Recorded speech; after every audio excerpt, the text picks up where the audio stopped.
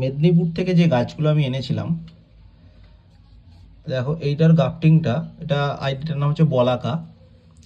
গাছটা দেখো খুবই হেলদি, কিন্তু এর যে স্টকটা আছে, স্টকের সাথে যে গাফটিংটা, এই যে দেখায় জায়গাটা তোমরা দেখতে পাচ্ছ, গাফটিংটা কিন্তু খুব ভালোভাবে হয়নি। এখান থেকে কিন্তু খুলে যাওয়ার চান্স খুব বেশি আছে। এখানটাতে ওরা কি করেছিল, একটা ব্ল্যাক টেপ জড়িয়ে দিয়েছিল। টেপটা তোমাদেরকে দেখাই। 2000 years later. এই যে টেপটা তোমরা দেখছো, এই টেপটা এই জায়গাতে লাগানো ছিল। আমি এখান থেকে টেপটা খুলে দিয়েছি, আর আমার কাছে গাফটিং টেপ আছে।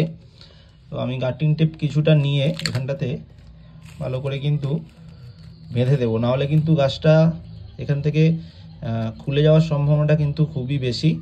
আর খুব খুলে গেলে কিন্তু এইভাবে, যেহেতু এটা রুটের গাছ না, হয়তো এখান থেকে যদি রুটের গাছ হতো ভেঙে গেলেও তাহলে কিন্তু একটা সম্ভাবনা ছিল নিচু থেকে চারা হওয়ার। কিন্তু যেহেতু এটা গাফটিংয়ের গাছ, তো যদি এখান থেকে ভেঙে যায় তাহলে এই গাছটাই আমি আর পাবো না।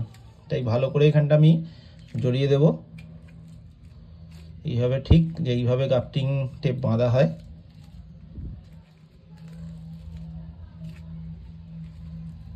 কিছুদিন পর যখন গাফটিংটা পুরোপুরি সেট হয়ে যাবে, আমি কিন্তু তারপরে গাফটিং টেপ খুলে দেবো।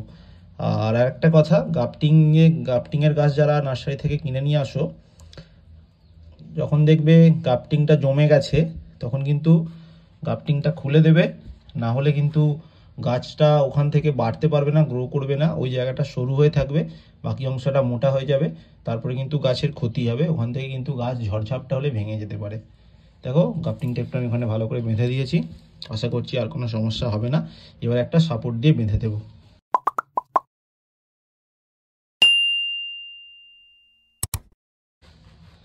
এই যে লাঠিটা দিয়ে আমি গাছের সাপোর্ট দিয়ে দিচ্ছি, এইভাবে দেয়া ছিল। আর বাঁধার জন্য আমি দড়ি ব্যবহার করি না, আমি এই ইলেকট্রিকের যে এই কেবিলগুলো হয়, জিপগুলো, সেইগুলো দিয়ে আমি কিন্তু সাপোর্ট দিয়ে বেঁধে দিই। এগুলো দড়ির থেকে আশা করছি স্ট্রং না হলেও খুব ইজিভাবে কিন্তু সাপোর্ট দিয়ে বাঁধা যায়।